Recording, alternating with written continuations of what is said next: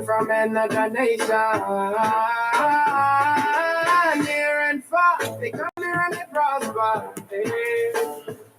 Illegal migrants don't care. I wonder if they were invited. It's the basketball show on radio.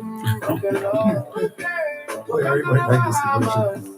Where anything goes, When I didn't play this commercial, I come and say, Steve, I'm on.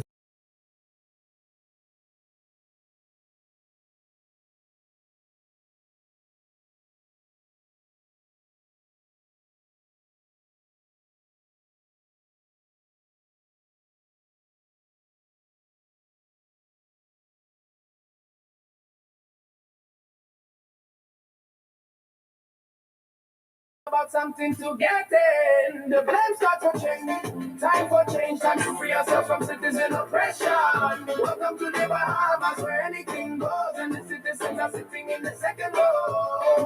While everybody else is treated like first class. Nah, you see why I'm mad. I thought they said this land was for Bahamians, but I just this is word about invasion. Come on and take the whole pie. Keep your eye on the leaders, though. Cause if it gets dark too early, most likely they just saw the sun out the sky. And if the beach look like rocks, it's because they sold all the sand. Greedy, lousy politicians, all they good for is selling up our islands, our beautiful Bahama land. I've been tired, time to change it. I'm giving it one more try. Just want a better Bahamas, just need a future for our sons and daughters. This time around, I'm voting for the CEO. Anything is better than what gotten over the last 25 years. What a mess, I think it's high time. Oh, hear me answer first. I see plenty in this country and all of that is mine. Tired of sitting in the back row while everybody else eating the peas and rice. That's why I vote in CEO. Changing coming, change is here, changing coming. Changing coming, change is here, changing coming. Changing coming, change is here, changing coming. Changing coming, change is here, changing coming. Face your reality. This is real. It is time for a change. If it moves, chances are Advantage Insurance can insure it. We offer a variety of coverage options for cars, SUVs, trucks, scooters, boats, and more. Our comprehensive auto insurance policy covers loss or damage due to collision, theft, fire, flood, or hurricane. Third-party coverage is also available.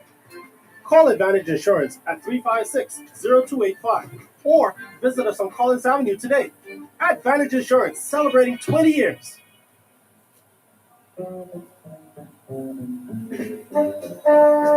You want something nice for Christmas? Seafood Delights at the one and only Geneva Brass, Eden Street in Chippenham. At Geneva Brass Seafood, they have all the island delights to make Christmas time a fun time at the table this year. Lobster tails, $18 per pound. Stone crab claws, $22 per pound. Conch for cracking, salads, steams, or stews, $9 per pound. Move now and get your set up for that lovely Christmas dinner this time around. Grouper, they have the whole thing, $12 per pound. Steaks, $16 per pound. Belly, $7 per pound. Fillet, $22 per pound. Grouper heads going at $7 per pound. Call Geneva Brass right now and get your Christmas specials of grouper, lobster, and conch. Telephone 803-5183. That's 803-5183. And do let them know Steve McKinney sent you by. Merry Christmas from the management and staff of Geneva Brass for the best seafood this part of the islands.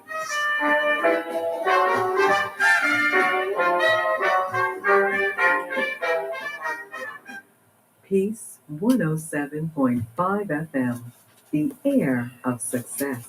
Stand to control that radio. It's the Steve McKinney Show. Bahamas life, ain't no time. Touching every soul. Trying to get the message out.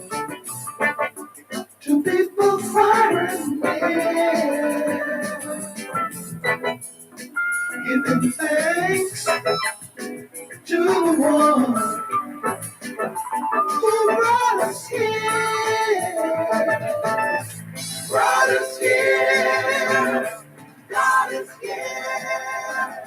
You're right on the heartbeat, I mean, and the pulse of the people in the nation. It gives people information what they don't really think about. And I mean, it's the bomb. I am just amazed. Keep up the good work. I'm one of those persons out here who believe in everything that you're doing. You hear the passion in their voice. He's very knowledgeable and just about everything he does. He has a more calm, a more balanced, and a more tranquil attitude with the people that call him in the show. So I would say he's a better speaker or show host. There's one show that I think that the hearing people need to listen to. It's Hard Coffee.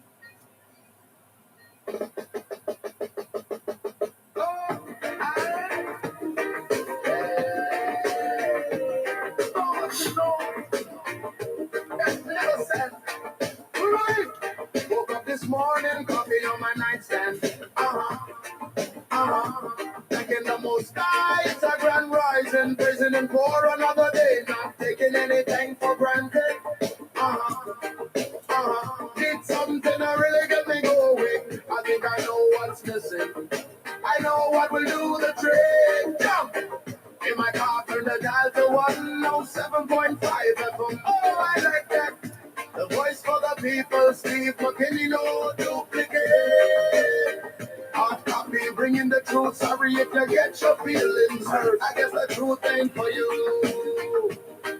Oh, it can be a hard pill to swallow. Tune into 107.5. Come on, the Patriot will open your eyes, revealing the secrets hidden from you and I. Fighting for fairness and equality from sunset to sunrise. It's a hard pill to swallow, but this truth benefits me and you. Don't need the digital summary, cause I'm listening to hard copy. Oh, 107.5 with Steve McKinney, the man, the legend, fighting for a better Bahama land. To erase the pettiness and fight for the sovereignty of this nation. I think we all need it. It's the powerful message, the reeling of so much important information. Man, believe me, we all benefited from the info. That's why Bahamians tune into the show.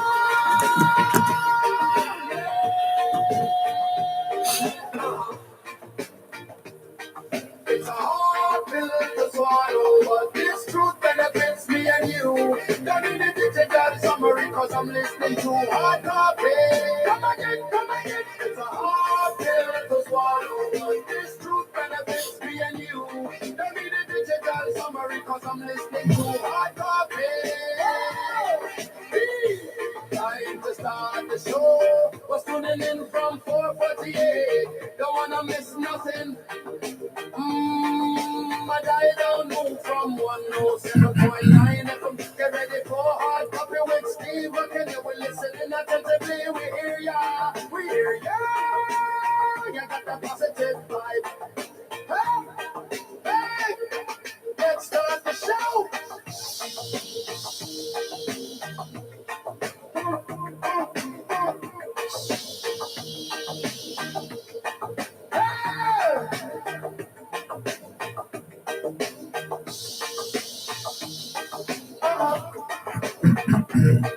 It's a hard pill to swallow.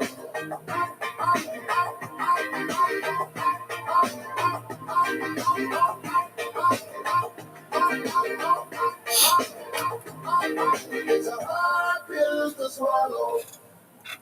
5:21 it is right now here in our beautiful country, Nassau, the Bahamas. And of course, we welcome you here live today on the Hard Copy. And this is a sobering day. I will tell you why it's a sobering day. Because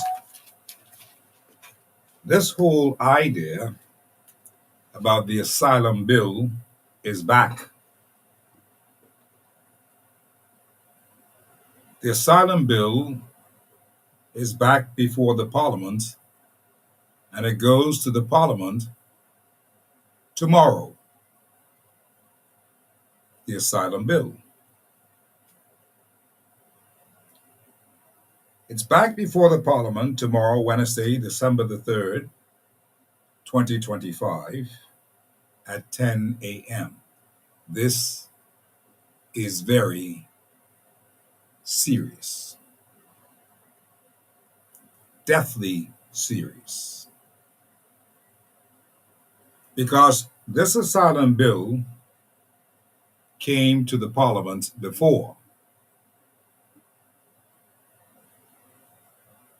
The Progressive Labour Party is serious about this Asylum Bill, introducing it here into the Bahamas for Haitian nationals. I want you to pick up to what we're saying today and understand what is actually happening in your Bahamas, what is left of your Bahamas. If you've never been serious in your life before, today you must get very serious. Many of you have been toying around with this whole idea of the Haitian nationals coming into this territory, pushing us out, taking up residence. You've seen them in many, many areas. For the most part, you heard and felt from them in the recent by-elections. And if that wasn't enough, when we discussed yesterday with Hassan Mutri, a lawyer, on this show, we learned of some things that these people are really up to in our Bahamas. You've got to embrace the flag. You've got to stand fast on the flag and ensure that we are going to be safe. How do you do that? You need to listen first, intently today, because what those fellas are cooking in the PLP ain't in the pot. I've come to declare that today. You've got to be that serious about the situation. The Asylum Bill is the prerogative of the PLP, and they were stopped in their tracks before on this Asylum Bill. But they've returned with vengeance in their heart and in their soul. This is no make-believe. This is serious stuff. And you need to get serious today. Will it happen now? I just want you to picture one thing. Let's just say, from a point of view, that Haiti has somewhere around 13 to 14 million people. Okay? I want you to soberly think about this today. If they only deploy on this asylum bill that we are seeking to introduce to our parliament today, just say only 6 million. Just too high?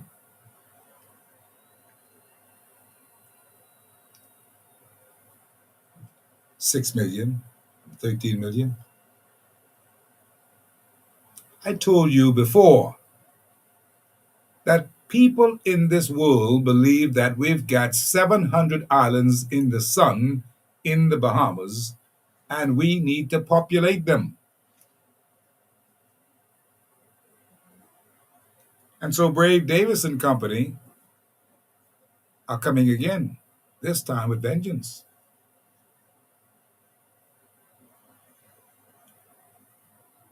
Just imagine 6 million, 4 million, 2 million. Any number is too much if they get passage of this bill. Let me tell you why I am very, very concerned about the bill. Because this bill was snuck into the parliament in October for debate in December. December the 3rd. That's tomorrow.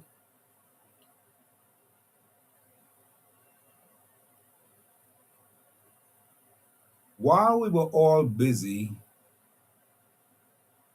meandering and fooling around with this by election, somebody moved the bill to the parliament for debate tomorrow.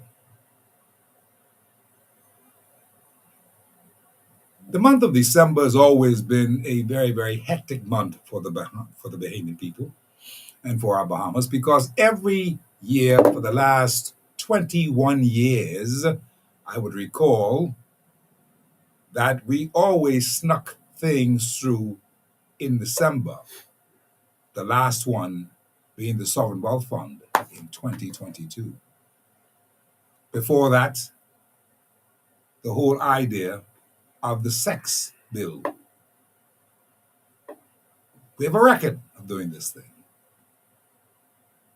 And just like now, December is here again, and more things are expected to be pulled through the parliament. You've got to pay attention. It's that simple. You have just got to pay attention. This time of fooling around and joking and gesturing and playing a game is over. This is the country at stake. Your Bahamas for your children's children and everybody else. And that is why we're going to discuss today some elements of this particular bill. And I brought just the right man to talk to me about that bill, because we know it's been here before. Turned down. We didn't fool around with that. But now it's back. And I believe that when I add those elements to it, because of what has happened in the by-election and what has happened with the Haitian national voting and the voting bloc and so forth and so on, and all these kinds of things, it makes one wonder, what are we really up to in our Bahamas? You follow? That's why I'm saying today, follow us today. With me today is none other than Lincoln Bean. And he's going to talk to us about a lot of things pertaining to this particular bill. And I want you to listen to him. Because you see, everybody else in this particular town, in this jurisdiction here in the Bahamas, we are perhaps joking about a lot of things. From land to a bad economy to crime, the waywardness of this, the waywardness of that. We need to find somebody who we can believe in at this particular time. And here's a man for the job. See, everybody else these days are playing a game. We didn't know what the forecast is for the Bahamas. We didn't know that.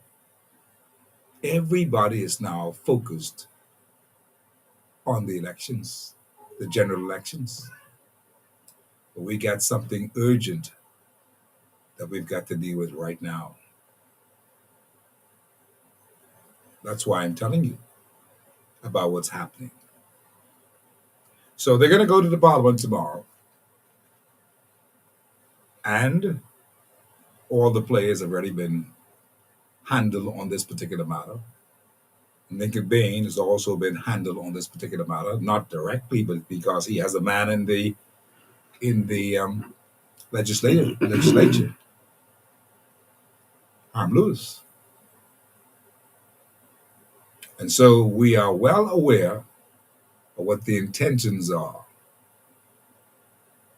Just keep in the back of your minds, we can't do this. We cannot do it. If you go from that premise, you'll get the drift. Okay? And so that's what we're going to talk about today on this particular show, because this is a very, very serious position for us to find ourselves in. They've come back to get to it one more time, and so I believe this time that they are very, very soberly serious about doing the things that they want to do, because we then know that they love the Haitian nationals. They don't really love us. We know that they love the Haitian nationals, and there's nothing wrong with loving people, you know. It is to keep things in the right perspective when you decide that you're going to go with this and not with the Bahamian people, because we love everybody. But now here it is, we are facing the barrel of the gun, because what these guys are about to do, and don't let them tell you no nonsense. PLPs, don't let them tell you no nonsense. FNMs, don't let them tell you no nonsense. This is a serious situation that now confronts us.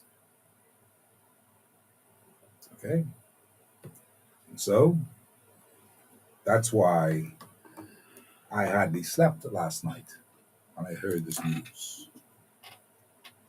Because I didn't know that what these fellas are cooking in that pot, as Oscar Johnson used to like to say one time ago, member of Parliament for Cat Island, he said, what in that pot? That ain't cooking. And we've got to adopt the same attitude in this Bahamas.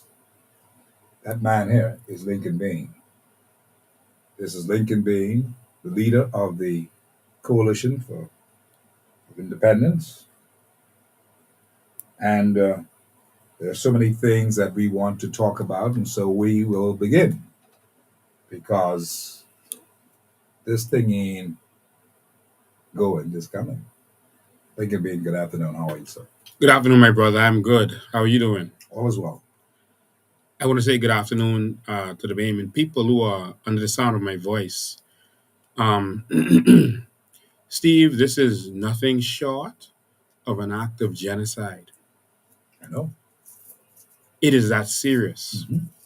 And many people are going to say that we're using fear mongering, but this is a serious thing that we are facing.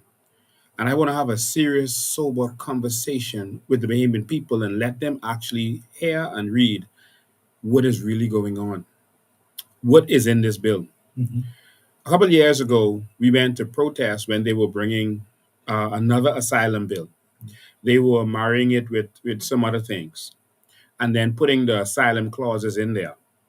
And we knew it was a citizenship bill they were bringing, and they tried to make it sound like this was for equal rights and that kind of stuff. I remember the bill. Yeah, like it was for equal rights for women and this kind of stuff. And I told people at the time, they always use a Trojan horse. They'll bring something good and try to mix it with something they want so that they could justify the bill coming and putting it with other things. Just like they were doing with the referendum, last referendum they did. And they were bringing some citizenship rules, but putting this gay marriage clause in there to allow for that. Exactly. But Bahamians caught on to it and they voted against it. But they always bring this other thing and mix it with things, mix it with things that are honorable and good. And so that's what they did again with this particular bill. So we fought against that last one with protests. And so this time they brought a smuggling of migrants bill. Right. It was tabled in October 15th. While everyone was busy campaigning, they went in there with a bunch of other bills, and together they tabled this with a consortium of other bills so that people weren't really paying attention. And so it was tabled and just went through, and no one noticed. The FNM, the official Her Majesty's loyal opposition, His Majesty, did not object. Why? Because they agree with this. And so now we have to stand up and educate the Bahamian people about what is to come. They don't have to listen, just like they didn't listen to Loftus Roca. And now you see where we are. Once this bill is passed and enacted, the Bahamas as we know it is over. It's done. We have to pray for the Bahamian people because it will be over. And I'm going to show you how serious this is by going through this bill. And so the first thing they did was, Steve, they brought this bill. They call it the Smuggling of Immigrants Bill, but this is really an asylum bill.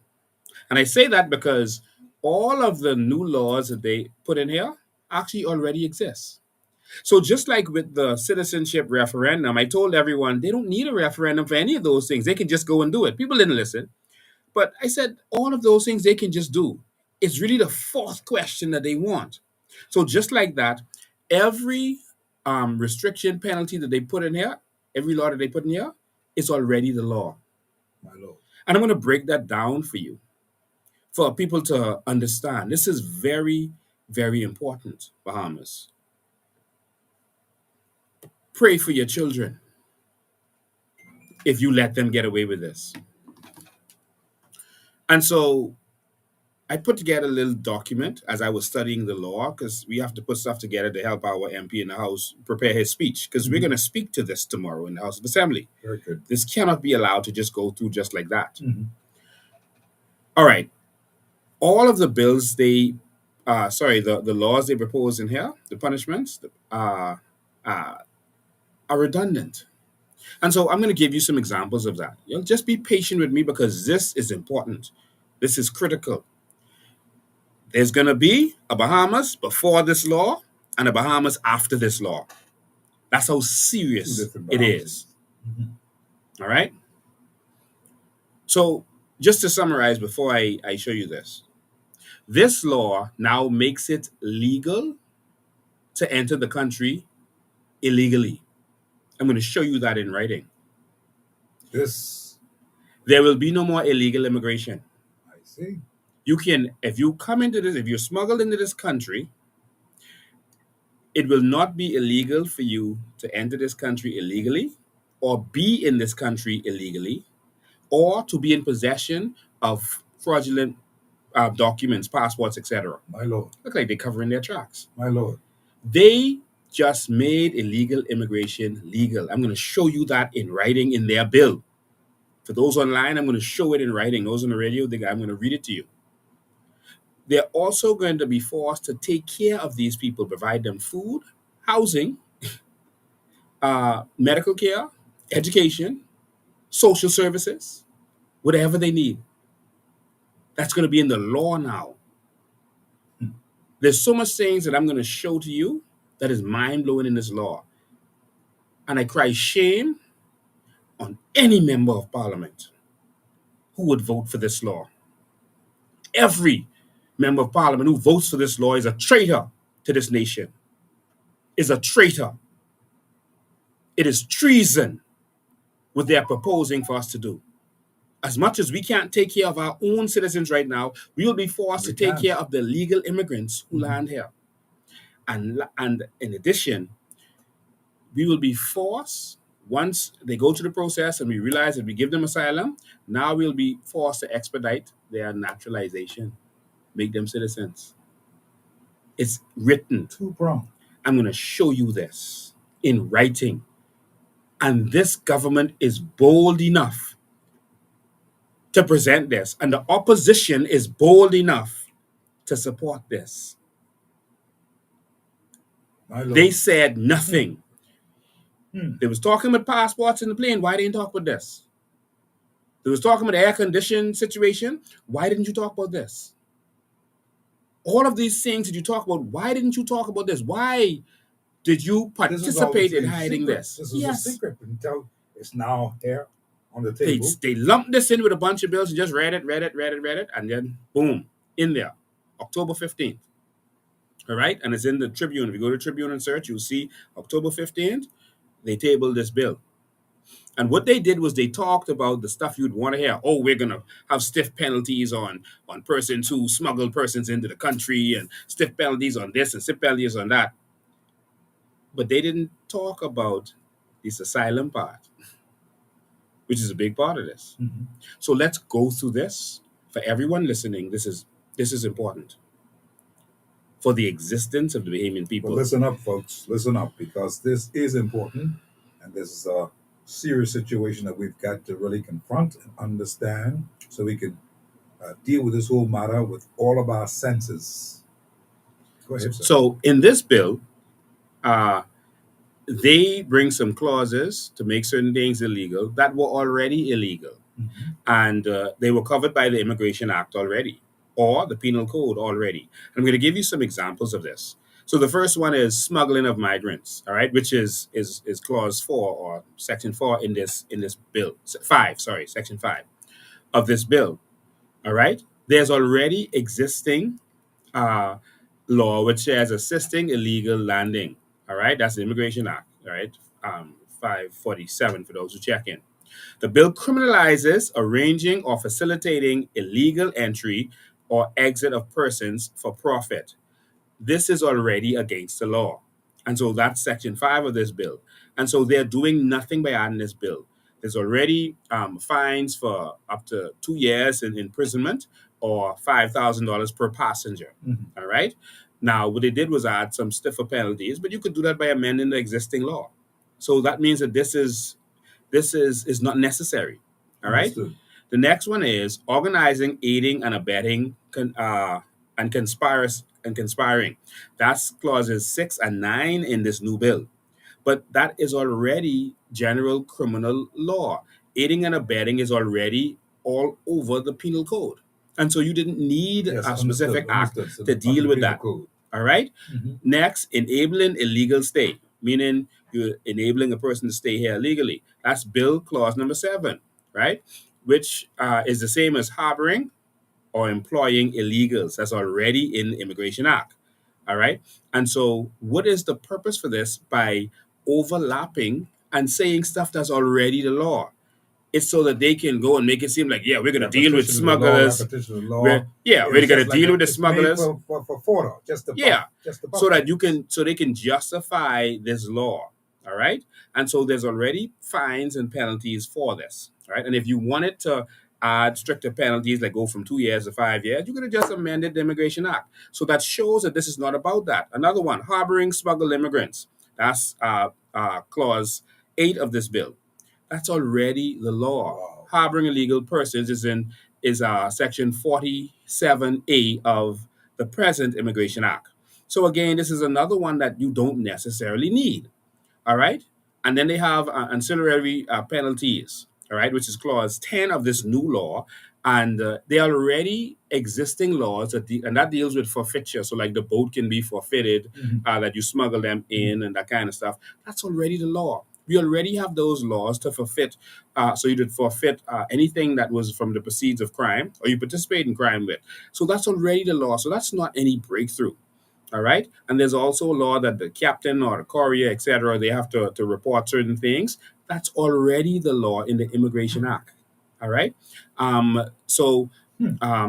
Proof of illegal entry, the burden of proof, all of these things already exist. Everything that they've brought forward already exists in the law. Corporate liability, which means companies can be charged, that's already the law.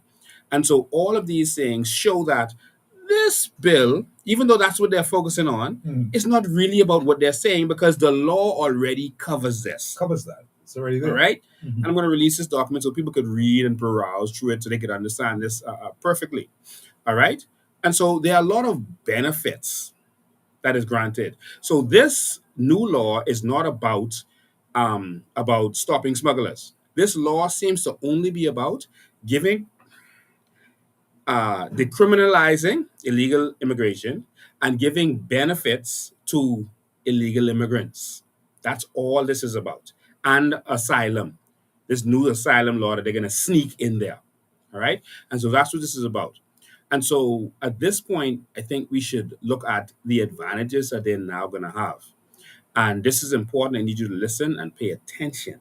All right. This is important, Bahamas. They're going to now get legal protection. All right. They're going to get immunity from prosecution.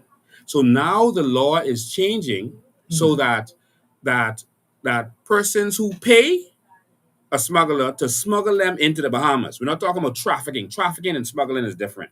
All right. We're not talking about some women who got kidnapped and they traffic them for their purposes, or for organs and that kind of stuff. No, this is smuggling. This means you paid someone to take you on the boat to the Bahamas. All right. Now they're gonna treat you, who paid that person to take you on the boat, who paid them $8,000, $10,000, whatever it is. They're gonna treat you like a victim. So now it's going to be you won't be breaking any law by doing that, by participating, because now you are considered in the new law a victim of smuggling, even though you paid and you voluntarily sought out that person and jumped on that boat. This is the new law that Brave Davis is putting into place. All right. And so, according to Clause 11, it provides that the smuggled person shall not be liable to criminal prosecution under this act. The offenses related to being smuggled in practical terms, it means that migrants won't be prosecuted as criminals for having been smuggled into the Bahamas, nor for staying in the Bahamas, nor for possession of illegal, fraudulent documents, etc., etc. This is the new law that they're putting into place. Are we hearing this, people? Are we hearing this? You're going to listen or you're going to feel. It's simple as that. This is the new law that the government has just put in place. And I'm going to read to you exactly what the law says, and I'll show it to you, Steve. It says immunity from prosecution of smuggled migrants without prejudice to the applicability of any other law establishing criminal offense. A smuggled migrant shall not be liable to criminal prosecution under this act in respect of one, a illegal entry into the receiving country or transit country, b remaining illegally in the receiving country or transit country, meaning the Bahamas, c possessing a fraudulent travel or identity document. That's the new law. They will not be now considered criminals. Right now, it is a criminal offense to enter illegally through coming here and not going through a port of entry or not being permitted by an immigration officer to be here. That's the law.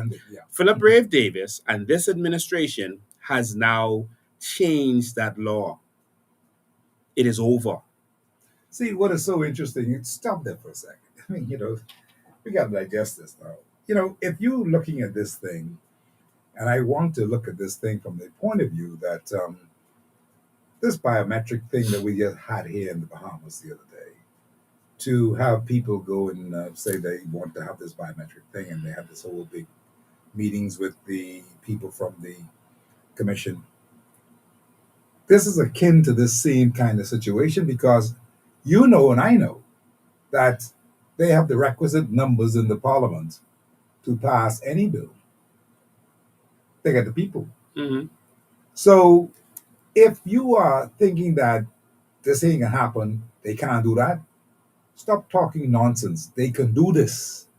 It's being done. Because they have the requisite numbers right now in the parliament. I think it's 36 to whatever it is. And here it is, they can pass these things just like the biometric thing has been passed. We had that bill. Michael Pintard debated against that bill and say he didn't think it was enough time. Yet that bill passed. Yet we had the biometric thing in that particular by elections. And what do we have? We have the biometrics now. Just to correct you, they spoke about the bill, saying that they didn't have enough time to go through it, but they still voted for it. That's what I'm saying. Yeah, I know. The FNM voted for it. You didn't give me a chance to fix that. Yeah. I said Michael and Bill still, in fact, voted for the bill. Yeah. So I'm just saying to you, if you're believing here as Bahamian people that you can just say, well, that can't happen, man. They joking, man. This is no time for talk. We've got to understand what it is that we are up against right now, because these guys have the sway to do some things that they want to get done in that House of Assembly beginning tomorrow. That's what I'm saying. I want you to get that. Okay? You need to get that. And of course, we have our protests that we should be able to launch automatically on this whole matter. I'm hoping that today is not too late for you to be fully educated as to what you can be dealing with on this particular matter. If you're looking at a law that we're dealing with now, this asylum bill, which is all clouded and all this other little things that doesn't really make much sense, because the laws are already on the books right now that we have. All we've got to enforce these laws. You got to wonder if this is the real intention of this law. What is the real intention? The real intention really is to go and make sure that these people are here in this Bahamas doing what they do. We have to pay for everything. We've got to pay for their education, to do all those things, and yet they are here without being expelled, without them, with them now being in this country, and we have to tolerate all of this because that is what it's all about. Now that can't be right. But what do we do? Lincoln Bain, what do we do? And so I just want to continue educating you before we even get to that. It gets worse than you've already heard. There's a principle in here called non-refoulement. I hope I'm pronouncing it right. Non-refoulement, right? Mhm. And that means the prohibition against returning a migrant to their country. All right? Against returning them. That's where there's any risk to them or anything. So that means if they don't want to go because they feel that there's anything against them, Right. or the conditions in their They ain't gotta country go. doesn't they don't want to be there because whatever conditions, they don't have to go back. All right? That's non-refoulement, right? So we're stuck with them. Now, when you look at this act and you see the purposes of this act, you're going to see where it is based on the principle of non-refoulement. So the whole purpose for this act is based on the principle of non-refoulement. And that is shocking to me, that they would even consider putting that in law. That's there now. That is now there. So because of the situation in Haiti, those persons can say, we don't want to go back home because of the situation in Haiti. And because of that, we have a right to be here. And you can't take us back, because then you will be in breach of this law. They can turn this around on the government itself and say, well, you'll be in breach if you do try to take us back. So in Section 3 of this law, it says the application of this act. This is the purpose and the application and how this is to be applied. The act shall be interpreted and applied in a way that is consistent with the principle of non-refoulement. All right? Again, I hope I'm saying that word right. All right? And so that's the purpose for this whole entire act. So they let you know that this act is not about the smuggling of persons. That's what it is, yeah. This act is about, and it says it here, Section 3, the application of the act. I'm going to put this act on the front page of our website so everyone could get access and download it and read it. All right? And so, and it cannot be discriminatory against those persons who are migrants who have been smuggled into the country. This is what we are facing, Steve. And so this non-refoulement that they're talking about is based on now they have enacted in this act everything in the UN Convention for Refugees and Smuggled Persons. They don't outline it in here. They just say that that's everything in there is the law. All right? So they just point you to it, but they didn't read it so you don't see. So, Steve, what we have to do is go to that UN convention, That is the convention status of refugees. And in this act, they say it was 19. They misquoted in the act. They said it was 1954, but that act actually started in 1951, and then it was modified in 1967, I think it was, or somewhere around there. And so that's the act that they were referring to, even though the Attorney General's office, I guess, got that wrong. But let's go to this and see the kind of advantages that immigrants will now have.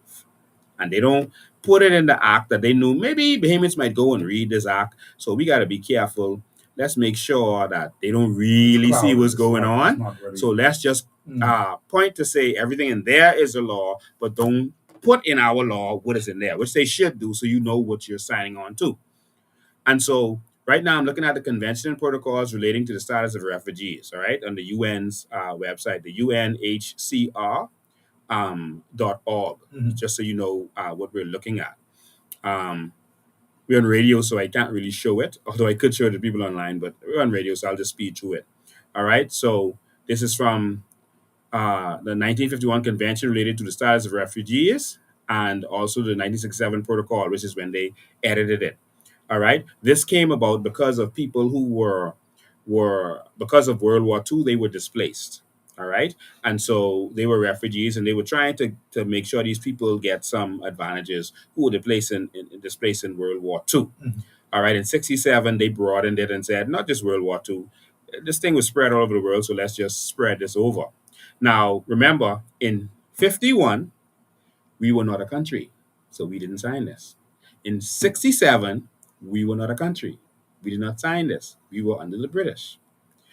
We didn't become a country until 1973. So we didn't sign this at that time. All right? Understood. And so this law would not have gone to us. Eventually, I guess we did. And but the law with the UN, you have to have laws in your country in order to enact anything that they do.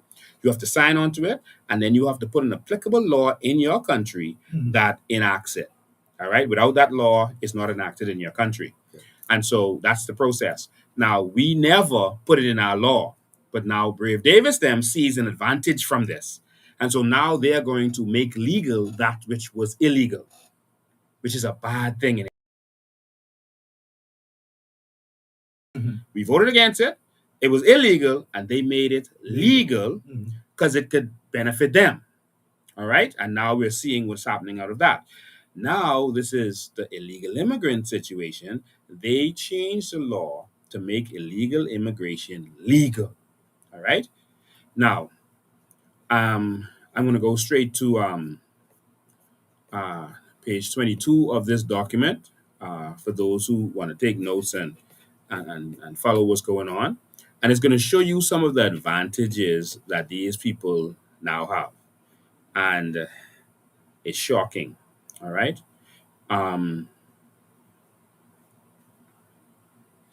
Yeah. So the first thing is gainful employment. So any of these persons who come in, who were smuggled in, just because they were smuggled in, all of them are smuggled in. All right. Just because they were smuggled in, now they have a right to gainful employment. And so they have a right to work while in your country. Oh, and the law also says, by the way, that they have to be released. So once someone says asylum, you have to release them into the Bahamas, and now you have to let them do these things that I'm just about to list to you. So all you have to do is say asylum. Why? Haiti is in trouble. I can't go back there. My life address. Okay. So now we have to take you, take care of you, make sure you have good shelter, etc., etc. And we have to give you these rights. And one of those rights is the rights to employment and the right to have all rights that Bahamian have as it relates to employment. All right. So that's the first thing. All right. Next, Article 18 of this convention, self-employment. They have the right to do any business in this country. So whereas before there was any legal business, before there were restrictions where a foreigner couldn't do certain things, only Bahamian could do that. Now you have to let them do it. All right, that's in the convention, and that includes agriculture, So there goes other your industries, handicraft, Yes. commerce, anything. Yeah, and it that lists goes, it yeah. right here. The next one is liberal professions. So that means if someone is a pharmacist in Haiti, for example, all right, and it's not just about Haiti, it's Philippines, China, wherever, all right, but we're just being overrun by people from Haiti right now. So that's why I was saying that. So let's say someone was a pharmacist in Haiti, you have to let them be a pharmacist in the Bahamas. It says it right here. All right, you have to let them be What is this? a What is this? pharmacist in What the is Bahamas. this? Let me just read exactly what it says so people can come to their own conclusion. On this one, it says each contracting state, meaning the Bahamas, you're letting the person in, right? Shall accord to refugees lawfully staying in their territory who hold diplomas recognized by the competent authorities of that state and who are desirous of practicing a liberal profession treatment as favorable as possible and as favorable as possible. Treatment as favorable as possible. So that means better than Bahamians. And sorry, in any event, not less favorable than say this the worst case scenario than accorded to aliens generally in the same circumstances. So that means if you would bring in other aliens legally to be of that profession, you gotta give them whatever that you would give to those persons who migrated here legally for that purpose. This is a part of the New World Agenda. What do you think? What is this? Because we are. This is the Davis administration's agenda. This has been around from 1951. The Bahamas didn't allow it. I'm So this understanding ain't just this boogeyman New World Order kind of agenda thing that people talk about. This is not that, because we could have done that long time. I understand. The New World Agenda is WTO. We still don't have WTO. We're the only country in the Western Hemisphere that's not a part of WTO. Haiti is a part of that. So no boogeyman is forcing you to do anything, We just don't have strong leadership. We have corrupt leadership that they can buy out. But on this, none of our governments prior have done this. This administration is doing it because now you can bring these immigrants in and you can get a new voting bloc, new people, because Bahamians don't want to vote no more, bring in a new set of people. And once they say, I was smuggled, they have a right. Once they say asylum, they have rights. So how do we safeguard against this kind of thing, or is there any way that we in the Bahamian people, we as Bahamians, can safeguard against this thing after as it now goes toward legislation to happen? The only way to safeguard against this is to remove the PLP and the FNM. This is both of their agenda. I understand that, Lincoln Bean. I understand what I'm We saying. have to stand up and fight. You're looking at this thing happening in real time, effective tomorrow. Yes. And not effective. They're going to start debating it tomorrow. I'm saying, yeah, effective tomorrow in that they start the debate. But you're trying to tell me then that we can still be able to do what we have to do as a means of our real reality. We have two options. We can stand up and protest and give them hell and shut down Bay Street, which Bahamians have shown that they don't necessarily have the courage to do in many instances. Or we can just vote them out in a few months, and then the new government that comes in, if it's a COI government, will remove this bill effective immediately.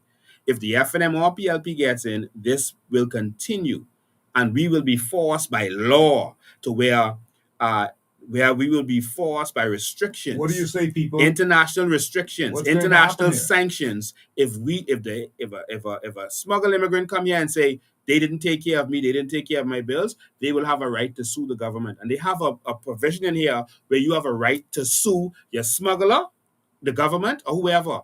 They now put in this new act that if the government damages your boat while they are dealing with you, they got to pay you. So there's still some time. What I'm saying, there's still some time that we have in this particular scenario to shut them down, to do what is the right thing. But we have to educate the public, and we have to sound the alarm, and that's what I came here to do. Well, that's what I'm talking. I did not get a chance to read this, and I called you immediately. I understand, because they have to sound the alarm. I want to read the other things that's here. They'll have a right to welfare. All right. These immigrants coming here will have a right to welfare if they were smuggled, and all are smuggled. Where any welfare that anyone would be entitled to, citizen entitled to, they will have a right to that. All right. Next, Article 21, housing. They will have a right to housing.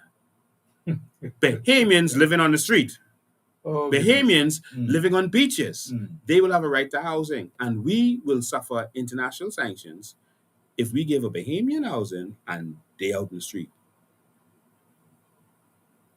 That's the effect of this. All right. Next, Article 22, they will have a right to public education. They put public education, so not private school, but any public school, they have a right to public education. All right. And it says, shall accord to refugees treatment as favorable as possible. That's the words they use.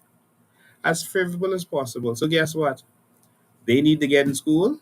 Your child, Bahamian child, need to get in school. No, the smuggled person, child, have to get in first. As favorable as possible. I'm going through this fast. All right.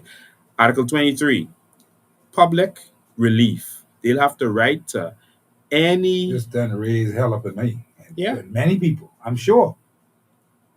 But the good thing is this, Lincoln Bay, before you continue, the good thing is this.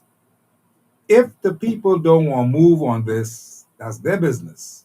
And they will not have anything left for their children in this particular country. I'm saying, what Lincoln is now saying to us right now is that there's still some time on this particular measure because we don't have to accept any of these political parties from doing the damage that will be brought upon us. We don't have to accept that. We can decide effectively that we're not going to accept it. Yes. Now, we can also go down Bay Street, which you all don't like to do. We then know you don't like to go on Bay Street and protest with massive protesting in the streets of this Bahamas. But I don't like that one. I like the other one. I like the one where you can't give these fellas a chance to go see you. Mm-hmm. They can't get the chance to go see us because we still have some time. And so we have to utilize that time by making sure that you get the proper education on all shows, on every talk radio show in this country. And you must make those talk show hosts till you give you that information because we need to be educated about this bill. Then you must read this bill by yourself. Go into your study room, go into with the other friends and family and read these bills and understand what it is that we've got to deal with because we're up against the And the bill is thing. also present on the Bahamas government's website, Yes. laws.bahamas.gov.bs, and just search for the bills, and you will see this is one of the bills that they're So proposing. this is a public education that we're Smuggling offering today. of immigrants bill. Public education that we're offering, and this is a repeated thing. This is going to be repeated over and over because we cannot let this we go. There's now nothing need else to talk about, understand Steve. That we have to protect ourselves. This is crunch time, friends. Yeah. Let's continue to let them hear what's happening in this. Okay. They also have a right to public relief, Steve. It says the contracting states, which would be the Bahamas, shall accord to refugees lawfully staying in their territory the same treatment with respect to public relief and assistance as accorded to their nationals. It says it. As to what? The same. Read that for me one more time, my friend. The same treatment with respect to public relief relief and assistance as is accorded to their nationals. Whatever Bahamians entitled to, they entitled to. That's a serious thing. Labor legislation and Social Security. We're replacing the nation. We're replacing our people with their people, and that's what's happening. The labor legislation, whatever labor legislation it is, they have all the advantages, including maternity leave, even the political parties, and payments, even the political parties. Yes, Social Security, all of the advantages that you have from NIB, they will have to be given those advantages from NIB, including maternity, sickness, disability, old age, death, death, it lists this here: death, unemployment, and family responsibility benefits. All of these things they will be entitled to. In our country, you just reach, but you entitled to the benefits. Hard copy. How you doing? How you doing, Steve? Very good. Mr. President. The news is not so bad. Good afternoon. We got a big chance here. We're going to educate How you. are you, Mr. President? I'm alive. How are you, Mr. President? I'm alive. You know, I'm feeling too the day after you guys, on the radio and you educating us. I spoke with two people that's a while ago. Big PLP, who I started to tell them, listen to Steve McKinney, and I started to tell them about the bill. And he said, wait, no, you're talking nonsense. I said, all right, no problem, my friend. Let's do the research. He said, no. He called my name. He said, no. Let me call you back. You're talking nonsense. I spoke to another person a while ago, and she said, no. And she just hang up. She went to do research. The PLPs are not for this either. It cannot be. Steve, I'm so happy this is happening. You know why? I'm happy. Mr. Bain fought so long and so hard, and now his work is showing that it's not in vain. Because you know what I've understand, Steve? You ever in a boxing, you ever see a boxer when his back against the wall? You have to come and punch him. Bahamian's back needs to be against the wall. For them to do something. In order for them to do something. Understood. I was just talking to one of my good friends who I was telling about this bill too. He said he don't believe it. In Jamaica, because he's a Jamaican, he said Jamaica, something like this could have never happened. I was just talking. I am not indulgent in violence. But sometimes people push you through the edge. That sometimes these things, you have to do it. You have to fight for your country. You have to fight for your country. See, if I leave on this. Lincoln, this is totally erasing Bahamians, but the Patriots have a lot to do with this too. I might tell you this. The Patriots of what they were doing in court with this government put the icing on the cake on why they are doing this, because they could be put before the court for what they are doing. So what they are doing now also is covering their footsteps illegally and making it legal.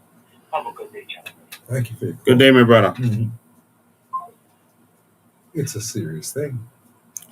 Lincoln Bean, I have to tell you this. I have to hang on to this whole thing that it ain't over yet. It ain't too late. We now need to understand how serious this problem really is for us to jump on this thing and make this thing happen in our favor. That's what I'm talking about. So, hard copy, how are you? Hi, Mr. McKinney. I want to make a contribution today. Yes, I'm Very listening. hot. Go ahead, I'm listening. Good afternoon, Mr. McKinney. Good afternoon, Mr. Bain. Good afternoon, Bahamas. Good afternoon. Listen, we are already taking over. We are already in our schools overwhelmed. We are already in our hospitals overwhelmed. And to give Filipinos, I only looking at the Haitians, Jamaicans, Americans, Africans, Chinese, rights to asylum. It's just too much. It's beyond measure. Lincoln, the only two. Turn on your device. You got something TV on or it. something. Oh, let me cut that off. Yes, please. That's costing me. Yeah. So, yeah. What are you saying now, darling?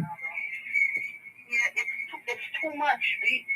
Only those two records we have, marching downtown and election.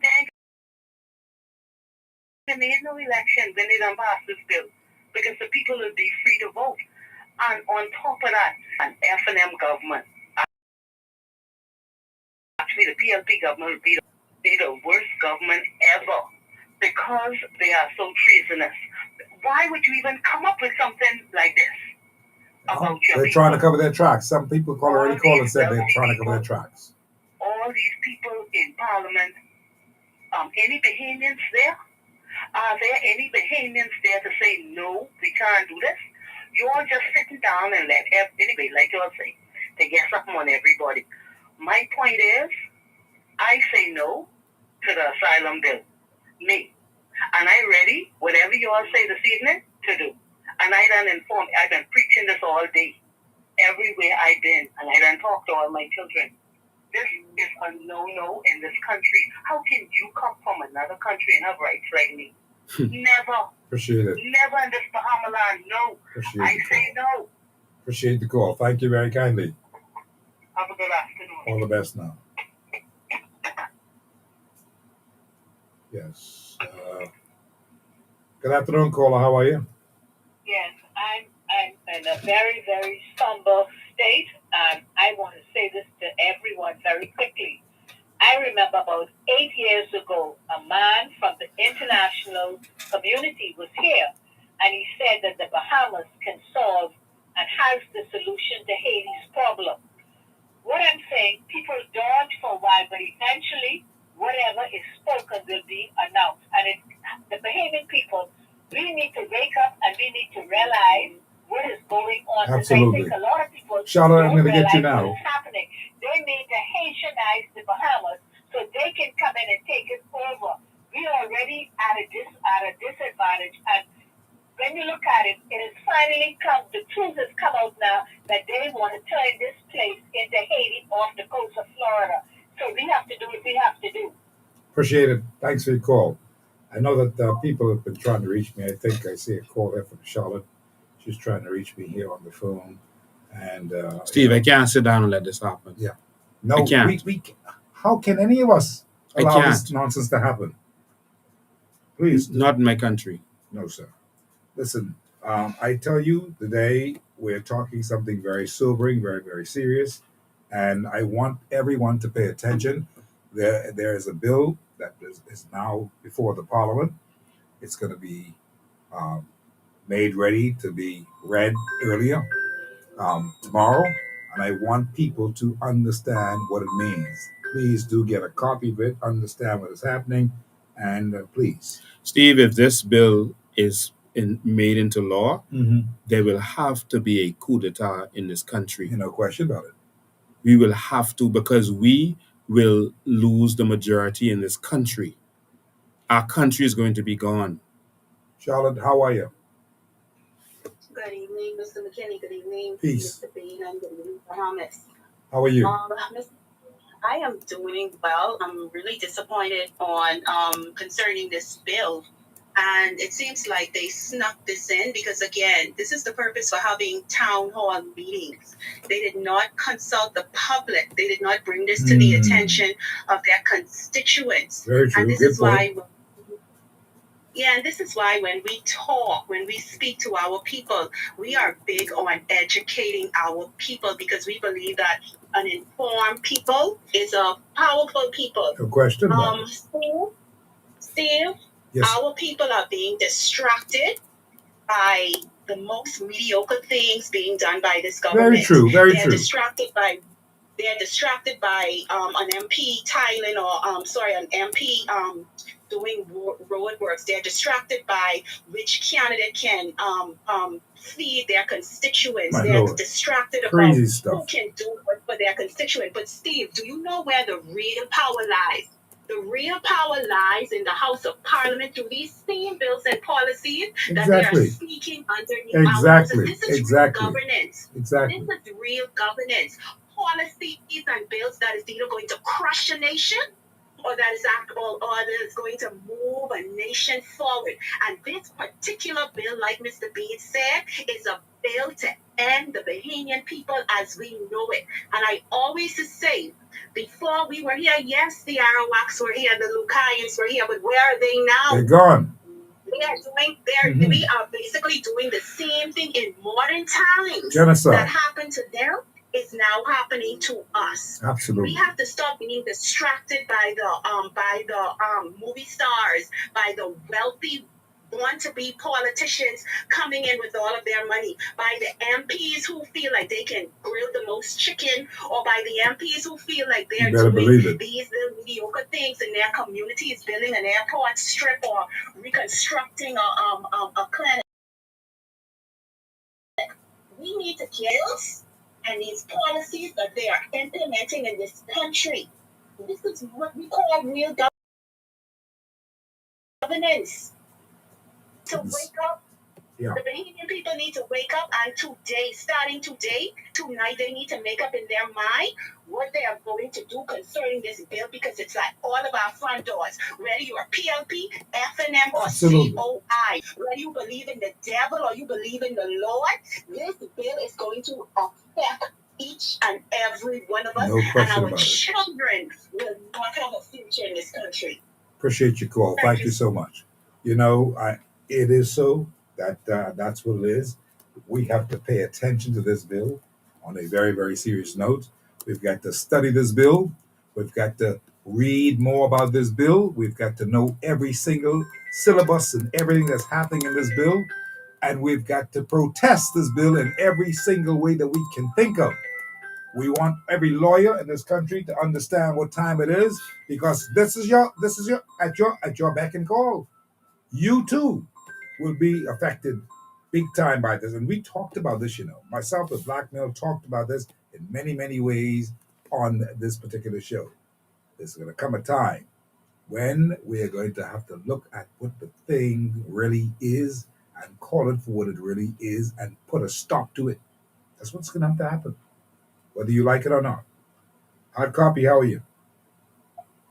Good afternoon, hard copy. I'm fine, thanks. Yeah, I call the show. Good afternoon. I wanted to say, chime in for a second.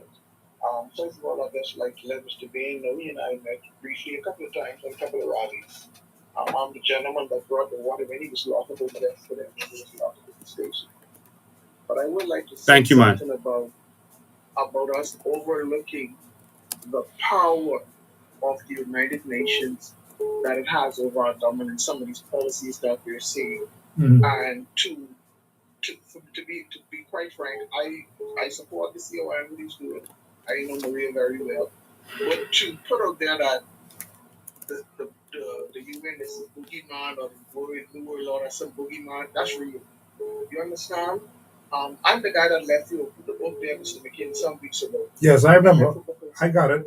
I have it. And so what I would say though is for people to do proper research and understand where these things are coming up. For example, Donald Trump on the floor of the UN blamed the United Nations for this mass migration that we're seeing, funded by the UN and another organization called the World Economic Forum. Right. So we can't just look at the PLP didn't come up with this of their own.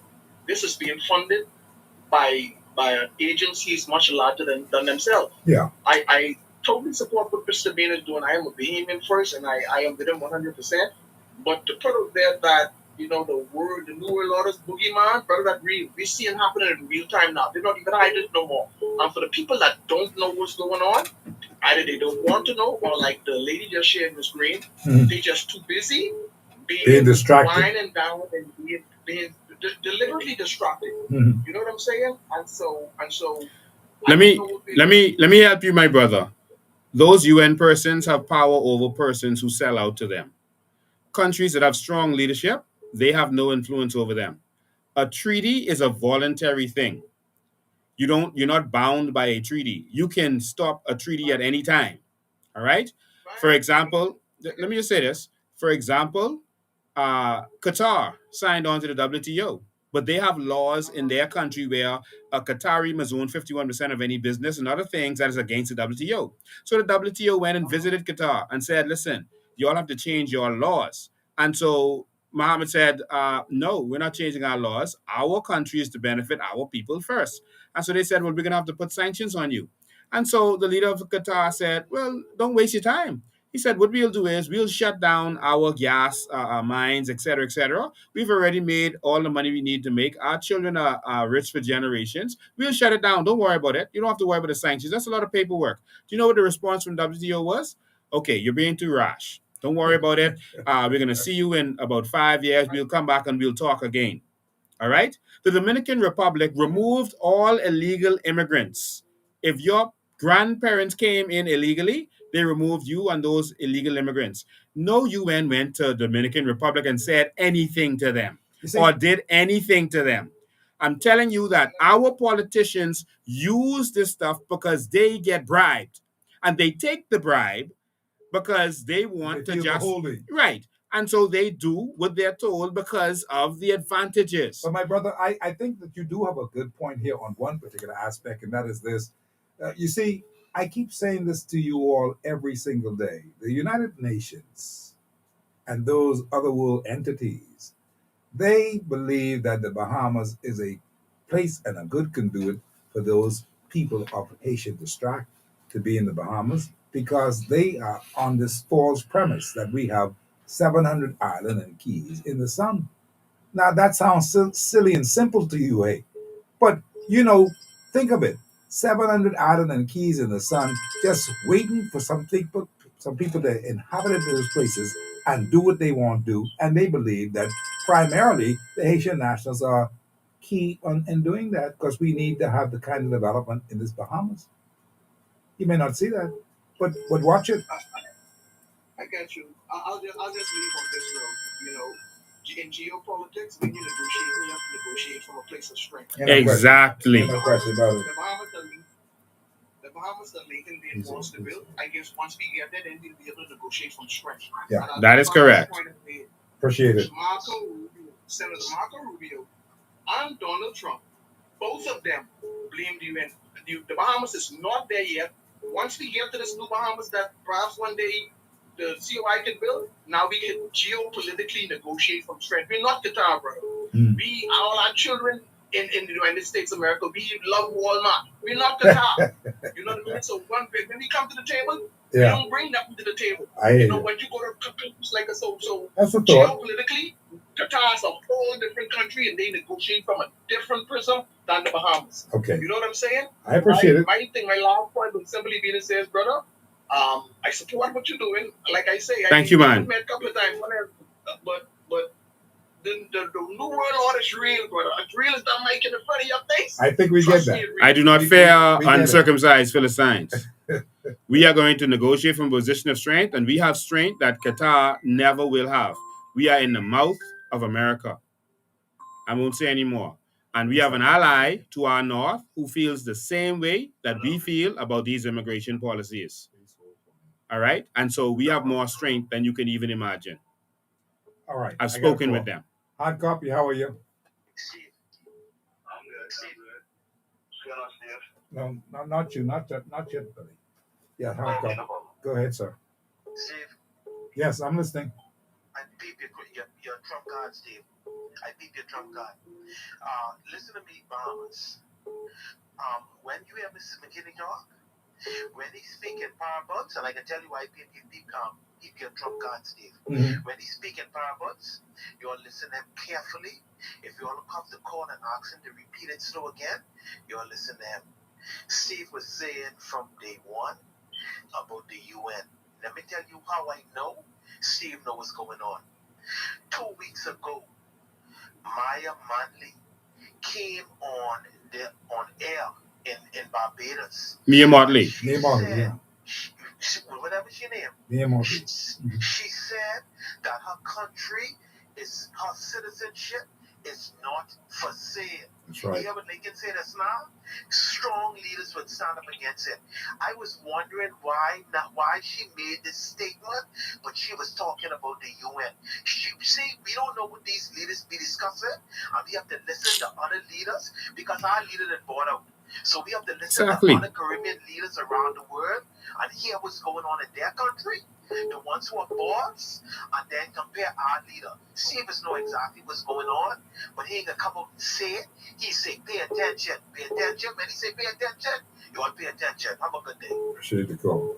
I just want to add this about Mia Motley. When she goes to the UN and travels around the world, she come back with grants. Absolutely. That's free money that you don't have to pay back. Absolutely. When our leaders travel around the world, they get loans. Right. And the people they're getting the loans from benefit from those loans. So they sold out.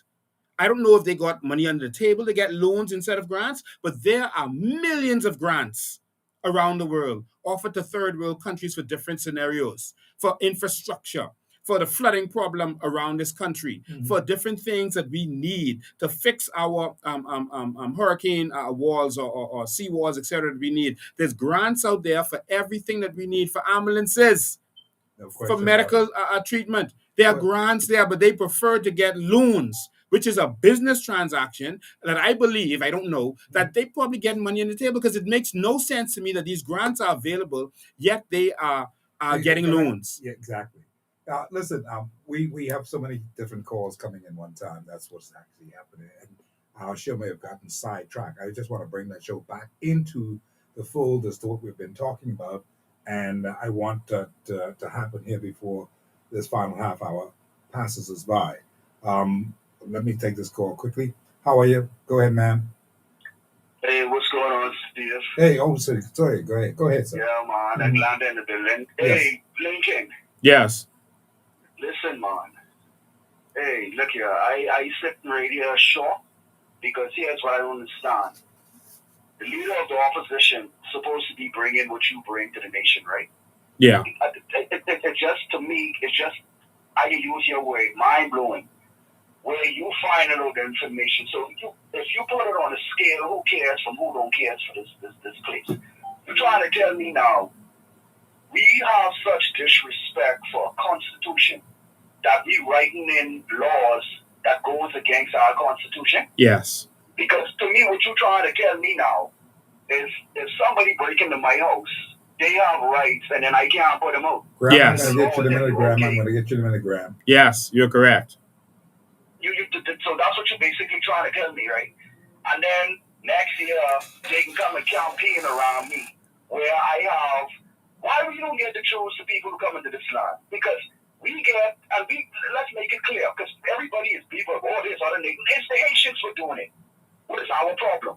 Nobody wants it. It's the Haitians. What is our problem? And now we writing bills and things into our law to protect these people who are breaking me and my daughter. Yeah. Are we crazy? And like I'm trying to say, they keep saying things to what, I sit down, I listen to them, I say, let me just clear the air, let me sit down and compare the two. That's why I say, Steve is the chosen one. Because you hear saying things, how you find out about that? And the man who's sitting down in the chair don't know that. Because it's scaring the SH, you know what I mean right now, what you trying to tell me now, somebody come in here, pay somebody, come here, they drop here now, they cool with that. They can live how they want to live. And then you got that guy talking about he's showing love to us, man. Behemoths. Steve, let me just say this and then I go on. But I talking directly to the behemoth people. You understand? People feel what they don't understand. Pay attention to what you're hearing. And look at this man called Lincoln being, but let me say it, but as a street nigga, and I can talk it to you. To all my behemoths. Who believe, but people so quick to accept lies. If this man bringing the truth to you, give this man a chance. There's nobody would walk into our house with I talking about they call a clean a case. Nobody. But at least he's showing you something. I talking to the behemoth people. At least this man coming here, he get my respect big time from last year. But I don't know what he said. At least this man coming to you and trying to warn you of what's going on. Enough said. If you don't show no love even for that, you have to show respect to that man. And Steve, without your mic, his voice wouldn't be in here, but let me show you guys, give you your flowers while you stay here. Respect every time on every level. I hear you all on that one. Appreciate it. Okay, I want you to now know that I got Graham trying to reach me here on the telephone lines. I know he's trying to get through here. He's called it 1,000 times, and so Graham, just call me back quickly. And who's this? This is yes, Donna. How are you? Listen, this is my final contribution. Justice Roker told the UN say he will not give the Bahamas to nobody other than the Bahamians. And he say if he can give it to Bahamians and the Bahamians own it outright, he don't have to give it. Justice Roker, Honorable A. Justice Roker said it back then. So he had balls. I appreciate it. You should have said it back then. Appreciate it. All right, Graham, how are you? Graham, how are you? Hey, how you doing, Steve? All is well. I got to say one to you. History will be kind to you because no other media has chosen to cover this, whether it's with or without the COI leader. This is something that every station, every media should be covering. And it's as if they're willingly or unwillingly covering it up. We just got sent, the king just asked to come see him. Mm. I really wish I could be a fly on the wall to know what was discussed. Was any of this in it? Is the question. What we said, and I want to say good evening to the leader. Mr. Bain, you said they can come and take any job. So somebody could come here from Mexico, Canada, Philippines, Sure they or the can. Caribbean and take a lawyer's job? Yes. Uh-oh. Once you do that now, we got a little problem. Because you see, they were immune before, but now they need to Everything is wide open, man. Everything is Beautiful. I now love wide it. open. Yeah, now the lawyer's going to feel what we've been feeling. You see the problem? Yeah. And can they take the politician's job? That's what I asked him too. If they can take, Because if I because can- you see, I figured a lot of people. Go ahead. Go make your point. Steve, Steve, you're a Bahamian. Mhm. You have the right to become the prime minister of the country. So if I come here from the Philippines or Mexico, Canada, or the Caribbean, Yeah, they can do that too. I could. Well, I have every right and privilege you have, according to what I'm listening to. Mm-hmm. Uh-oh. So we could have some other foreign person leading us in short order. Well, that wouldn't be anything unfamiliar with us. We've always had foreigners leading us. But I know some things and I can talk about it. But Prince Hepburn Hospital Lane asked me which Bahamian leader I ever had. Rest the dead. But anyway, we need a constitutional referendum, Mr. Bain, and we need it on one thing. Enshrining that this could never happen again. Yeah. Don't put 9 things and commingle it like that last prime minister did. One issue. Moving forward, there will never, unless a constitutional referendum, allow for any of these laws to ever be brought up. And the second constitutional referendum needs to be putting freedom of information in the Constitution. So no matter who wins, we'll know the skullduggery. But it's game over. This we have to have the People's March or some kind of march and educate the people on this issue. Because if this passes, it's like yeah, we hope that the people have the same energy that they have today and displayed on this show. We hope that that only can increase. 10 times over, because we need to see how best we can assist ourselves. I'll leave you with this. You explain this to 99.9% of the Bahamian people, and the yellow and red shirts will come off because they will understand it's over if this passes. Yes, it is. is. Have a good day. Yeah. All the best. Have a good day. So I'll say this, Steve. I'm going to the House of Assembly tomorrow. Yes. I'm going to speak to the press. I'm going to have a press conference. I'm calling all Bahamians to come with me. Come stand with me. Yes. We're going to the House of Assembly tomorrow to speak to the press and to speak to our leaders. This bill cannot be allowed. And make sure the press understands that they must get on top of this thing instantly. Ladies and gentlemen, under the sound of my voice, across every day, across my platforms, as I can see, we are live on YouTube and Facebook. We have about 1,600 people live on here right now across all of the different channels. We want to see all of you out there. Enough of the talk. If this bill passes and it starts tomorrow, it could end tomorrow if they want to. It starts tomorrow. Take it off the table. If this bill passes, forget about your nice Bahamas.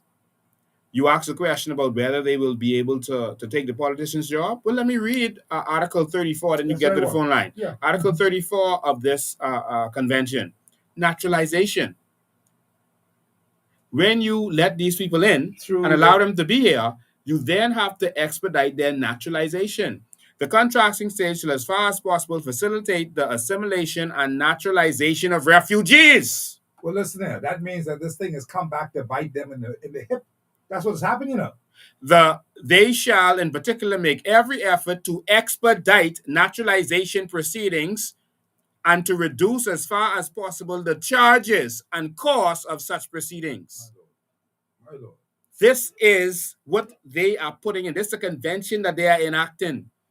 So now, once they come in and they say that they are a refugee.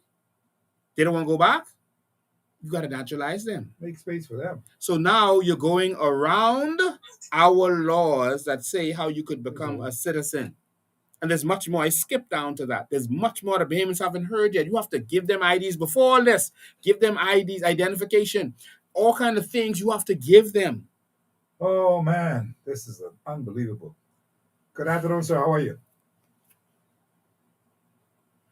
Hi there. I'm listening to you.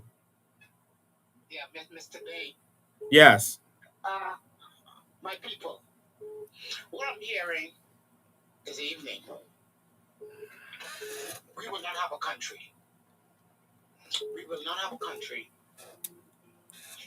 And the danger of this bill, if it is passed in this country, that means the police force, the immigration department, the custom, the prison department, all the persons who are smuggled into this country can become a part of these forces. They can become a part of these forces. When the Cassandra knows and the commissioner of prison and the comptroller of custom is listening to what is And happening. immigration. One of the great leader, Mr. Lincoln being a warrior, a lieutenant who's fighting to push this country and to take this country out of the tyrant leader, Philip Brave Davis. And let me just say something on the one world order. There's no one thing, there's no such thing as a one world order. Let me be clear on this. See, the devil is a counterfeiter. Now they're trying, the only one world order is going to be when Jesus Christ returns, when he sit on the throne of David, and all of the nations on the face of the earth will be ruled by Jesus Christ. That's the one world order. But what the devil has done, he run ahead trying to intimidate and fear and try to form his own thing, calling it the one world order. As Mr. Bean have said, and Steve yourself, and myself and others, if you have a strong leader, the UN, that's where the devil lived. The devil lived in the UN. And so if you have a strong leader, the UN cannot dictate to a strong leader. The only thing they can do, like you can try to sanction this country, but we have the ability to rise out of the ashes because of our natural resources that the world is after, our aragonite and all of our carbon credit. They are after it. We are empowered by God. God divided the nations, but we have a weak leader like Philip Brave Davis and complicit Ephraim Michael Pintard. Appreciate the call. Once we get a leader like Mr. Lincoln being in the House of Assembly and a few others, this country will be on the right track. And I say to all of the Bahamian people, I hope you're all listening and listening well. I will be out there tomorrow. I hope that the Bahamian people throw away talk about PLP and FNM. Our country is about to be taken over. Absolutely. Taken over by a tyrant leader, Philip Brave Davis, who don't care for this country, don't care for the Bahamian people. But thank God for you, Mr. Lincoln Bain, a great leader, and I believe that you will be the one to help to take this country into New Bahamas. Steve, I always say to you that it was not for your platform, in person that you bring on, where we would have been. And so, the one world order is a fake. The devil running ahead trying to bring fear and intimidate the people. But Jesus Christ is that leader who will establish the one world order. Gotta go. Gotta run, Dave. I gotta run. I got too many calls. All the best. Okay, too many calls. Lincoln Maine, we don't want to lose the time because there's so many things that we've got to talk about, and I want you to get into the nitty gritty of one or two items. I know that they're there, and I want that to be able to be taking place right now. Hard copy, how are you quickly? Hey, Steve. Yes, sir. Good afternoon to you and Mr. President.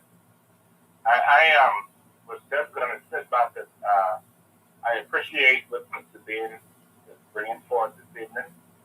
And like you said, we really have to pay attention to what is going on in our country. What I want to say though, Mr. Ben, I had a dream about you twice. The last dream I had about you was last night. And I'm a praying man, so I believe when I sleep, the Spirit of God is be with me. And I told our friend that dream, but I didn't tell you the dream. Last night I dreamt like I saw you and you were surrounded by a lot of people, and that there was a billboard of like something like a board would be up in a classroom, and you pull a paper down from that board, and there was so much people, but I couldn't understand the dream. So when I spoke about that dream this morning to our friend across the water, when I spoke about that dream, they were wondering what that dream meant, and now here it is. You're telling us something I believe that may be connected to that dream. I just thought I would say that for whatever it's worth. But, the Spirit of God sometimes speaks. Yes. In mysterious ways. Volumes. But, Mr. Dean, we appreciate you. What time again you said tomorrow you'll be out there? 10 a.m. I'm going to the House of Assembly at 10 a.m. tomorrow. That's the time. And I call on all like-minded Bahamians. I don't care if you're a PLP, FNM, COI, DNA, whatever you are. Every Bahamian and those who love this country, even if you are a foreign investor, even if you just have a second home here, but you love this country, I want you to join us on Bay Street tomorrow. We're going to speak to the press and we're going to speak to our leaders. We cannot let this bill go through. This is the most diabolical bill that has ever been passed in Bahamian history. And they're trying to pass it during the Christmas break, during Christmas, so that you don't notice, just like they did with the Sovereign Wealth Fund. And we just let it happen. And if we just let this happen as we let happen with the Sovereign Wealth Fund, there will be no country for Bahamians moving forward. It will be over. Yeah, I remember the time meeting that we had when you spoke about it. I think it was at a church, and it was well attended. And so I'm hoping that tomorrow it must be well attended. You all must go out there and understand what is happening here. Our country is at stake. We're gonna lose this country if we don't fight for this country, and we better damn well fight for this country, because you got children and I've got children too, and little boys and my little children. Listen, we better get off of our laurels and better fight for this country. And fighting for this country is most important right now. You have to do it. Yeah. You have to do it. You have no other choice. You must do it if you're PLP, if you're a Vanguard, if you're a UBP. I don't care who you are. Get up and fight for this country. This is what the thank you, Mr. task is President. for right now. All the best. Thank you very much. All right. Okay. Steve, the reality is there are about 15 million people in Haiti. Don't mind their little census. Yeah. They don't go into all them mountains and stuff counting them people. All right. There are about 15 million people in Haiti. Yeah. All right. If only 1.5% of them, come small, minute amount, come here, that's 225,000. I calculated in my head. All right. 225,000. That's more than the adults we have here now. If only 1.5% of them come, that's 15 million people. Now, when they hear, all you got to do when you go on the boat is Asylum. You don't even have to say asylum. Once you were smuggled here, you have these rights. If you have, say, asylum, you have more rights. You now have rights to citizenship, etc. You cannot allow this. Cannot allow it. To naturalization. This is the convention that our new law that they are going to start debating tomorrow is going to do. They sneak that in there. No one paid attention to that. Nobody one. Did. Too busy looking at PLP campaigning, looking at road getting paved. Foolishness. Shaking pom-poms in your blue and your red. Being distracted. The country going to hell and we're being distracted. And they put that law while they was campaigning to those people and giving them lights in their illegal communities. They was telling them, man, we could make one law to make you all straight. And that's exactly what they did while we were sleeping. My Lord. That all you got to do now is just come. My Lord. And you cannot. What could possibly make a man who's supposed to have some kind of relationship with the Bahamian people do a diabolical thing like what they're now doing? What could possibly make a man do such a thing?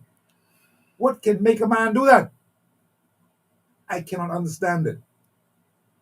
It cannot be. Look at this. This is Article 28. The contracting states, which would be us, shall issue the refugees lawfully staying in their territory travel documents for the purpose of travel outside of their territory. Not America. They could be able to travel. Yeah. They could legally have to get travel documents get shut down this from the Bahamas that would allow them to go to America. Not if America say he ain't having that. I with Donald Trump on that. They can't go nowhere. They'll be able to transfer assets. That's Article 30. Now, go ahead. Peace and love. 1 second. In terms of expulsion, the contracting state shall not expel a refugee lawfully in their territory, save on grounds of national security. All right? You will not be allowed to expel them. I get that. A refugee, once they come here, they smuggled in. Yes. You can't expel them. You can't move them. Prohibition of expulsion or return. This is what our government has done. I say our government because they're the one who in charge of us. No contracting state shall expel or return a refugee in any manner whatsoever to their original country where their life or freedom would be threatened on account of, they say different things, all right? So you can't send them back because, their country in turmoil, you can't send them back. It'd be like when they had the earthquake in Ingram, just emptied the detention center. That's right. And never heard of those people again. Yeah. Well, Ingram emptied it. I know some of them. There's some around, people saying, some of them still around. Yes, Never got any. They stay right here, all of them. They say, if the F and them go, it'll be better because the brave them trying to settle the country, the F and them go, it'll be worse. Anyway, Linda, how are you? How you know me? Good evening, Mr. President. Let me tell you something. There's no other man on this earth in politics right now who I can follow other than Lincoln Michael Bain. Yeah, Mr. Bain, dude, I just love my president, Steve. You hold a very special place in the hearts of every Bahamian. Let me tell you something, Mr. Bain, what you have revealed here tonight. Listen, if every Bahamian who live in New Providence is not on Bay Street, on one side or the other, take your lunch break, take your tea break, quit your job, and don't go to work. We have to save this country. I mean, and just to think we have no opposition other than Mr. Lincoln Michael Bain, who is not in the House of Assembly. The only person, where is Michael Pintard in all of this, who people think so highly of? Where is he? I mean, this is ludicrous. This is ludicrous. It's preposterous. We cannot allow this to happen, Mr. Bain. You know, I could be a little 5 minutes late. I could be on time. Y'all have a good night. Thank you. Steve, I want everyone listening to understand that Michael Pintard and all of the MPs in his party got this document the same time Aram Lewis got it. We have this because they had to issue it to Aram Lewis. All right? Because he's the leader of, he just got opposition business. That's what I'm saying. He got this, I think. But they had this from the... he got it on Sunday. Yes. I think it's Sunday. From the thing. And he sent it to me immediately. Mm-hmm. All right? And I went over. I was busy. I didn't have a chance to go over this until yesterday. And when I read this, all the hair in my body stand up. And I'm like, oh no, it's finished. It is over. That's immediately how I felt if last this night asylum, you. I'm like, what in the devil is this? What is this? I couldn't sleep. I just couldn't sleep. Bahamians, you all don't understand how important this is. I want to ask you to put aside politics. Yes, there's some PLPs who don't like me. There's some FNMs who don't like me. This ain't about me. Anytime we go out dealing with immigration issues, We don't come in colors. Don't come in the NCOI colors. Come out there in your Bahamian colors. Because we are Bahamians. If you still got flags, come out there, bring your flag. Because if this law passes, it is over for us. All of our neighboring countries have millions of people. All of them, whether it's Jamaica, Cuba, Dominican Republic, Haiti, all of them have millions of people. We have 200,000 adults. That's all we got. And we're going to let this happen? What do you think is happening right now among the body politic of those in the FNM, those in the PLP? Because I know we've gotten a call earlier, but people saying that they can't believe this. This can't be real. But I'm saying that is because they cannot be a part of this kind of thing in the first place. In other words, they're now beginning to wait a second. This PLP shirt what I got on this saying the right, saying this can't play. They're beginning to see the Bahamianization in the whole matter. Do you think that that is happening across the board as we speak here tonight about what is intended to happen to the House of Assembly tomorrow? And the fact that they're going to try to roll this thing over and over and over, that people are now getting used to the idea that, boy, this is bigger than any party color. This got to be something that we have to be on one corner on. Do you think that that's happening across the country in many ways tonight? Because this is a shocker. Only people who are watching online right now and listening to this radio station will know what's happening. And that's not the majority of people in this country. Mm-hmm. That's not even the majority of adults. Right. Even if 20% of the voters are watching this, that's still only 20%. Mm-hmm. You know, if 20,000 people are watching, that's only 10% of the voters. Yes. All right. You have a duty, those listening to this, to spread the message. Everyone just come to Bay Street tomorrow. I know this is short notice. Mm-hmm. Just come. Just show that this can't be allowed. Just show them that you're serious. See, with the numbers bill, they always test your will. They always test your will.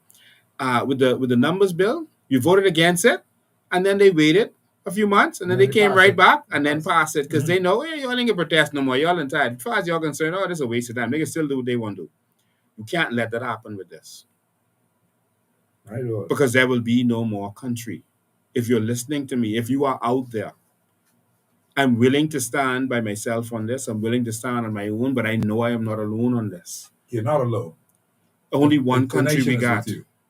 Only one country. This ain't about politics. This ain't about elections, winning or not winning. This is about our one country. How could they put this in these things in writing? How could they, Steve? And they went away and came back and bring this bill. And I said, this bill has come back with a vengeance. You know, that's a serious statement. They've done everything they could think about putting it into this bill to make sure this one gonna stick. This gonna stick. That's what they want to do to us, the Bahamian people.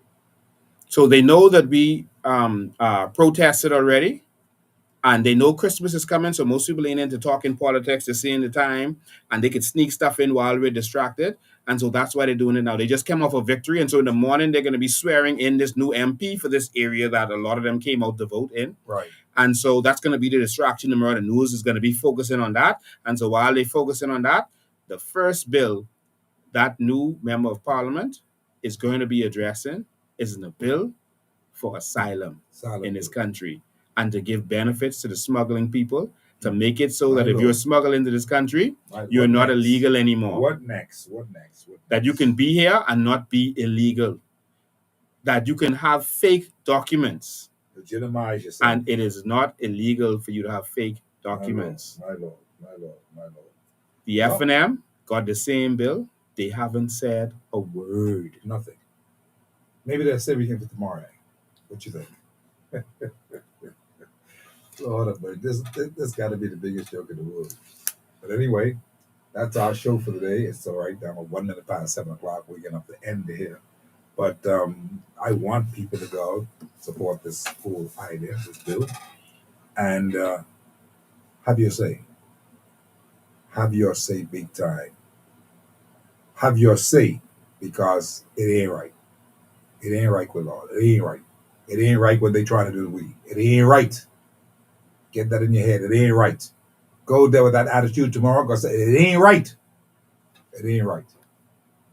Keep that as you go in this session tonight. And hear the show back at 10 o'clock this evening here on the station. But we thank all our many listeners around the world who, in fact, listen to us all over the place. And we are thankful. And I'm sure that, like Bahamians, you too are very, very can't believe that this whole thing is actually happening here. That this is what our own people, our government want to actually do. To just throw us, just finish us off. This is the last curtain now. They're trying to finish us off. That's what this is all about, you know. They're trying to finish us off. Keep that in your head as you go. Steve, I just have to add this. Mm-hmm. America for Florida, right? It is with the touchland.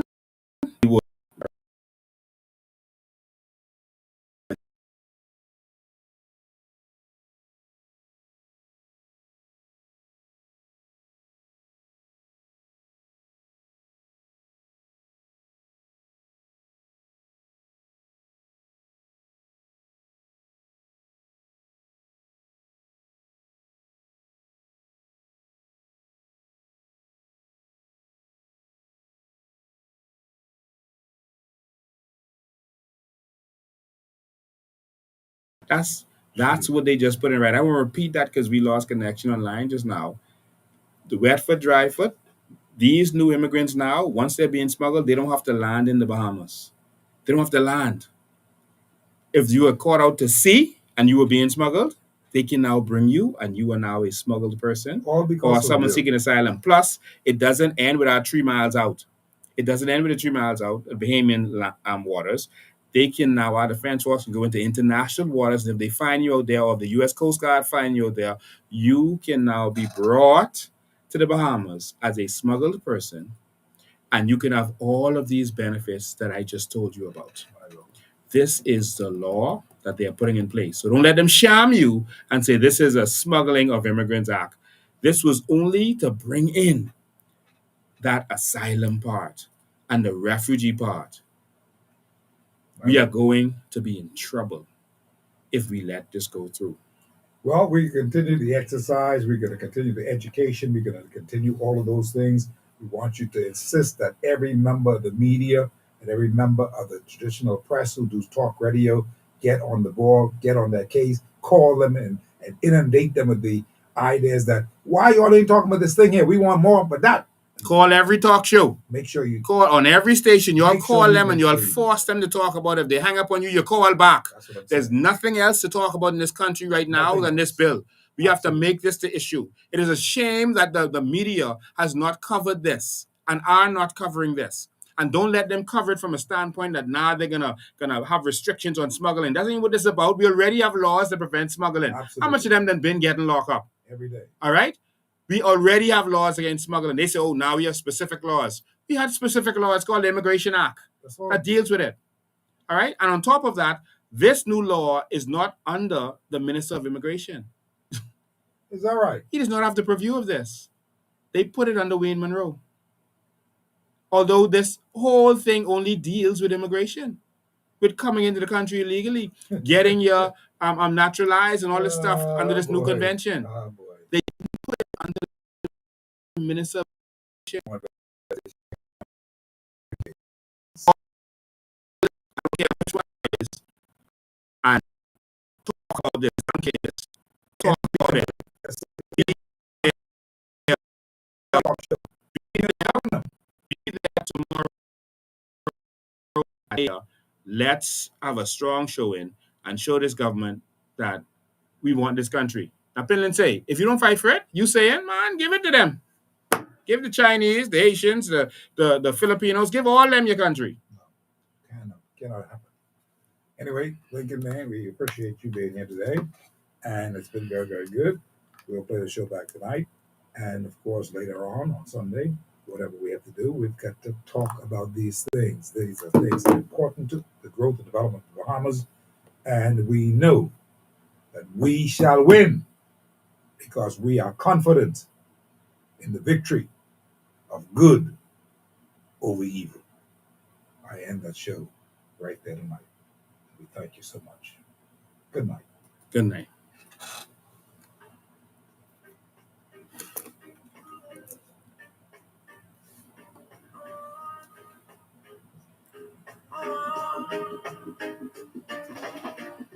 Good night to everybody watching this. We're going to be there. Someone asked a question, when did I know about this? I knew about this. I think it was on Sunday that Iron Lewis sent it to me, that this is the bill that's going to be tabled. So that's when I knew about it. I was able to read it yesterday. And after reading it, I immediately decided to take action, that we have to do something. And so I'm calling on you to join us out there. Come and stand up. We're going to speak to the media, and we have to educate the Bahamian public of this detrimental situation. We cannot allow this to happen in our nation. They're not even saying where the money is going to come from to house and feed and all this stuff to all of these illegal immigrants who may want to come here. If they flood on the boats and just decide to storm us, there's nothing we can do once they hit our waters, according to this new bill that they're putting into place. Brave Davis stood up and spoke to those people and said that he's going to look out for them. He's going to do what he can to help them. Is this bill that help? No. We have to stand up and fight. We have to. And we're calling on all to join us. We're calling on the FNM to join us, the PLP. We're calling on all Bahamians to join us. You can't let this happen. Come in Bahamian colors. Bring your flags if you have to. But let's go out there. We're going to have a press conference. And let's stand up for this one nation that we have. I'm warning you. I'm warning you.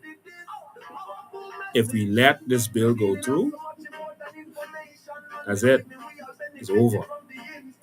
You're going to be outnumbered legally faster than you think. See you next time.